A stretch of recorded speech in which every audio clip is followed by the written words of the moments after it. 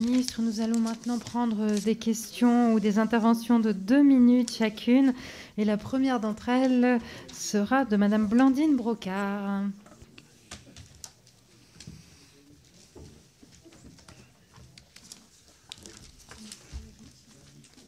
S'il vous plaît. Bon. Merci, merci Madame la Présidente. Monsieur le Ministre, nous sommes tous ici conscients de l'importance d'apporter une réponse finement adaptée afin que les mineurs d'aujourd'hui qui commettent des actes de délinquance ne deviennent pas des majeurs délinquants de demain. Monsieur le Ministre, permettez-moi 3 questions.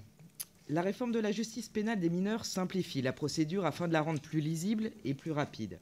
Cette volonté de simplification, de réactivité, de célérité est naturellement à saluer. Et c'est aussi ce que nous avons cherché à faire la semaine dernière, vous l'avez mentionné, lors du vote de la proposition de loi de Dimitri Houbron.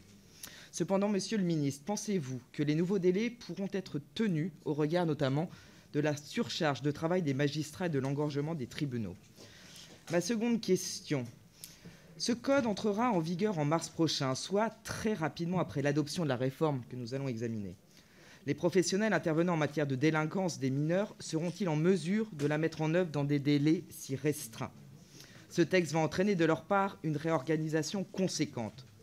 Si nous pouvons nous réjouir et saluer la récente et historique hausse du budget de la justice, nous pouvons aussi nous interroger sur sa capacité à combler rapidement des années de difficultés, tant en termes financiers qu'en termes humains.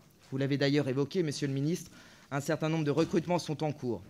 Étant donné que le suivi de ces mineurs doit à juste titre mobiliser de nombreux professionnels, cela sera-t-il suffisant pour la mise en œuvre effective du suivi éducatif? Permettez-moi une dernière interrogation, Monsieur le garde des Sceaux. Le suivi éducatif dont il est question peut se faire en milieu ouvert ou en centre éducatif fermé. Est-ce que ces derniers, ces fameux CEF, ont fait preuve d'efficacité, c'est-à-dire permettent-ils ou non d'inverser le processus de délinquance dans lequel le mineur commence à sombrer? A-t-on des outils d'évaluation et des études fiables qui permettraient de nous éclairer afin de savoir si nous devons continuer à utiliser ces CEF comme la réponse à la délinquance des mineurs ou si nous devons envisager d'autres types de foyers qui permettraient à nos jeunes en marge de se reconstruire? Je vous remercie, Monsieur le Ministre. Je vous remercie.